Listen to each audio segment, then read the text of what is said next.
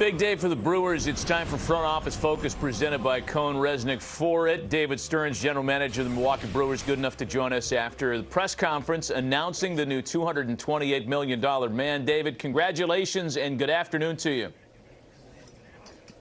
Good afternoon. Thanks for having me. Yeah, thanks for taking a little time with us. I know everybody's pulling at you today, but given we just had the announcement, and we all listened live here on MLB Network, I really loved the statement that you made to open the press conference, talking about the unique relationship and the unique dynamic that Christian enjoys with the fan base, with the city of Milwaukee.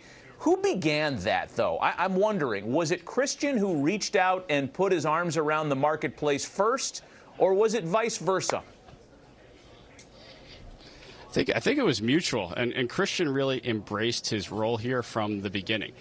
We acquired him right before our big Fan Fest event in January a couple years ago, and he made a point to getting on a plane the next day and getting to our big event. And he saw our community, he saw our fans, he saw how excited our city and state were for him to be a Brewer.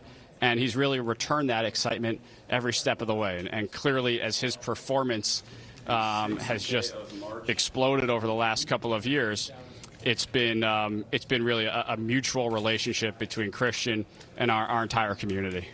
So earlier today, David, we had some graphic information on the payroll that you inherited and the payroll as it sits now. And given we know about the payroll limitations in a small to mid-market team like the Brewers, how then can we compete moving forward, given the huge check that Christian's going to receive every year, and how many nickels are left to rub together to fill out the rest of the roster over the next 10 years?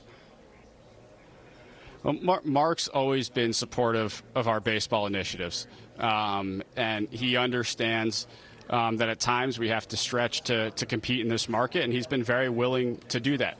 Christian's a premier player.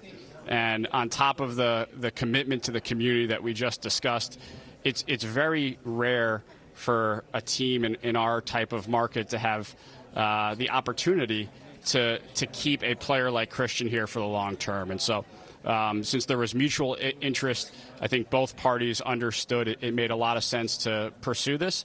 We're very fortunate and pleased that we were able to get it done. So for Christian, and back to him on this one, David, so for a player that's had such a terrific spike in performance the last couple of years, what tools did you and your staff use to try to project his performance over the life of this long extension? Sure, and look, that's a lot of what we do internally is try to understand how players are going to perform in future years. The farther you get away from the present, the tougher it is to determine with any real accuracy how someone's going to perform in the out years of the deal. There are so many unknowns within baseball, namely health.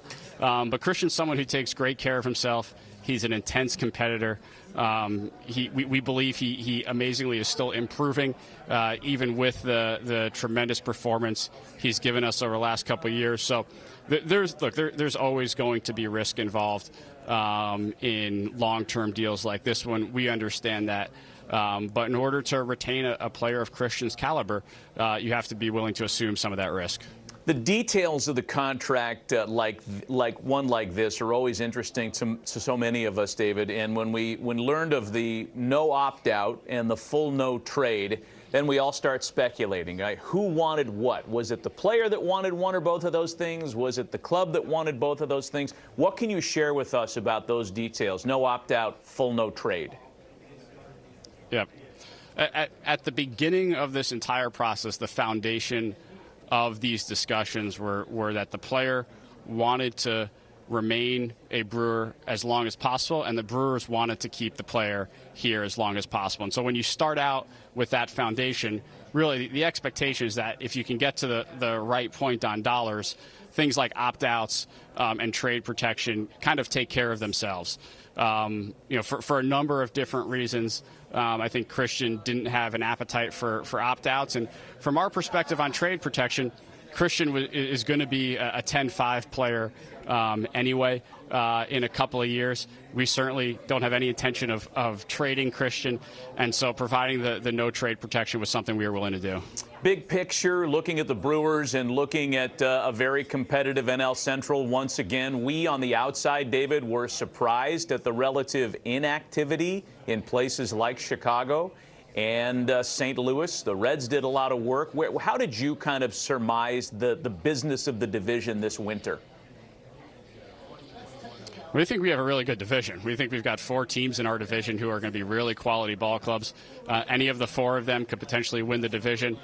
And we look at the Cubs and Cardinals as really good teams. They're returning very talented rosters.